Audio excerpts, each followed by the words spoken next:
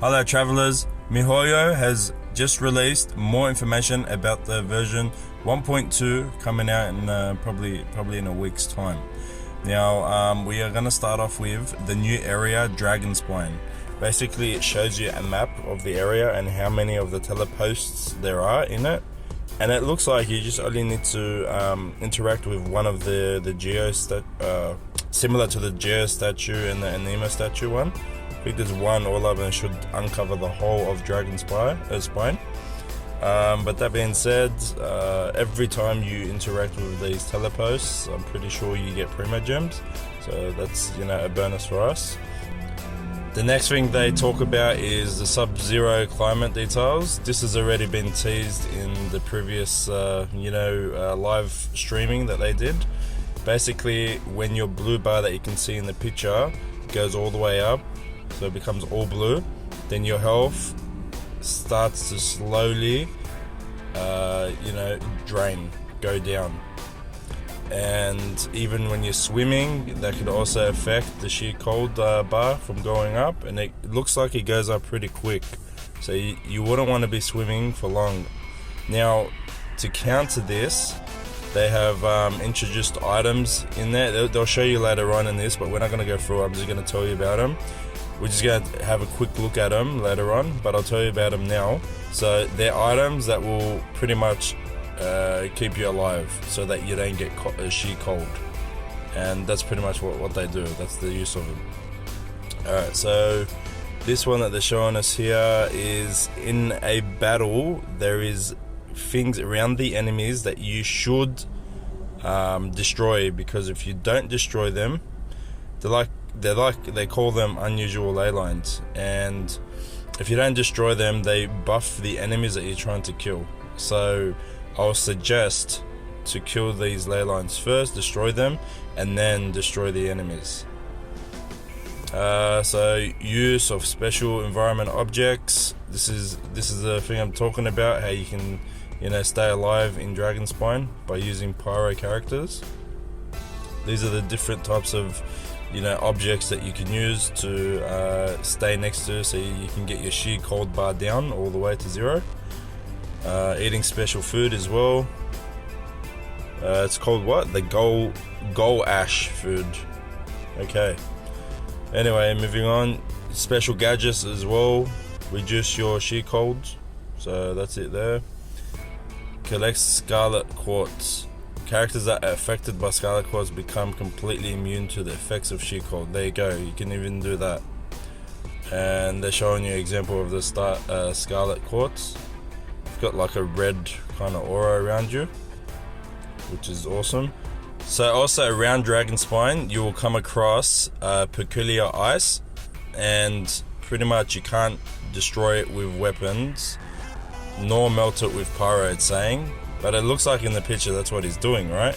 But it says travelers must employ the effects of Scarlet Quartz to break through this special ice.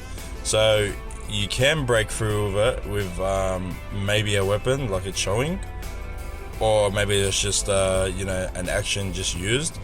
But as long as you've got the red aura around you, the Scarlet Quartz, then you can break the ice.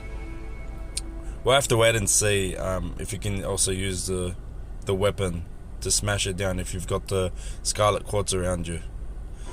Next feature they brought into Dragon Spine is called the Frostbearer tree. It's an ancient tree that tends to I guess grow every time you give it a certain item, and this certain item is called, let's see here, Crimson Agate, which can be offered to the Frostbearer tree. Doing so will level up the Frostbearer tree, granting travelers various rewards that include a Quant Fate, Intertwined Fate, like 3 summons right there, a Wing Glider, as well as gadget blueprints. Okay, so I don't know if it would grow when you offer this to the tree, but that would be really sick if you do see the tree grow every time you offer it a Crimson Agate. Anyway, these are the rewards that you get. They show you a sneak peek at them. But yeah, these are one-off things, it looks like. So yeah, I wish the Quant Fans weren't a one-off thing. I wish they did it like a weekly event kind of thing. but it is what it is, right? There's another warming bottle for the sheet cold. Okay. Using flaming flower summons and star silver to craft a warming bottle. Okay.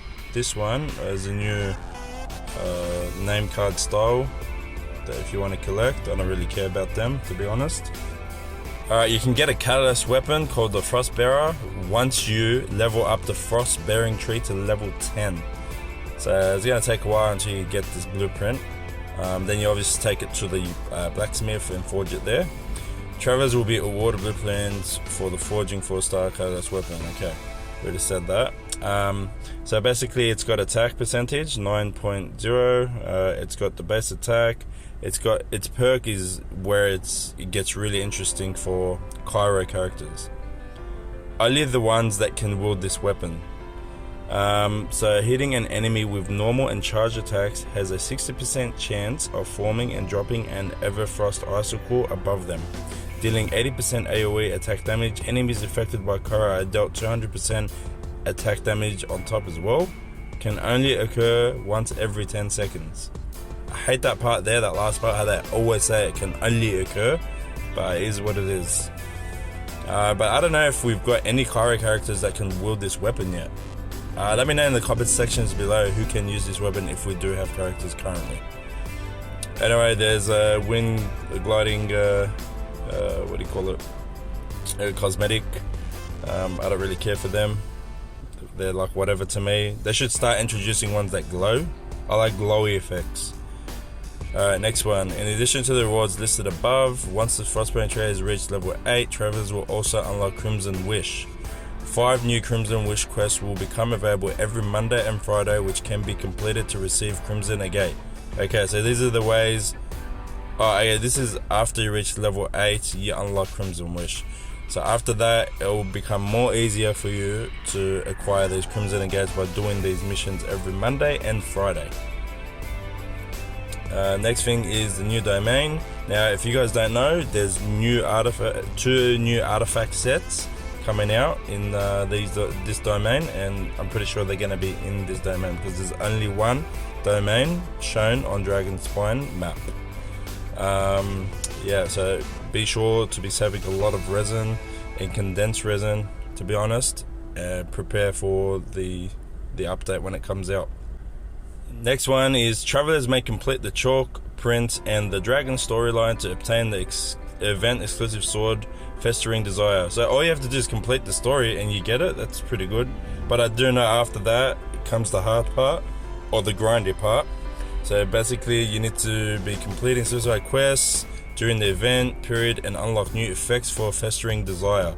And the character that equips the cursed sword will receive some special buffs while exploring the Dragon Spine area. And these special buffs include the character who equips the weapon gets 60% more damage in Dragon Spine region only. So already you can tell that this weapon is like pretty much a must. It should be even better than the 5-star weapons if you're going to use it only in that specific region, because it's 60% more damage. Come on, that's a lot of damage there. So the character who equips this weapon during the event also accumulate sheer cold at a slower rate, so it helps you with the sheer cold. And they also gain 35% extra critical rate against opponents in the Dragon Spine region. So this weapon is a must. I don't care what anyone says or any YouTuber says, this is a must to use, probably on your main character. That's what I'll be doing. Or actually, if you have Jean, I use Jean as my healer.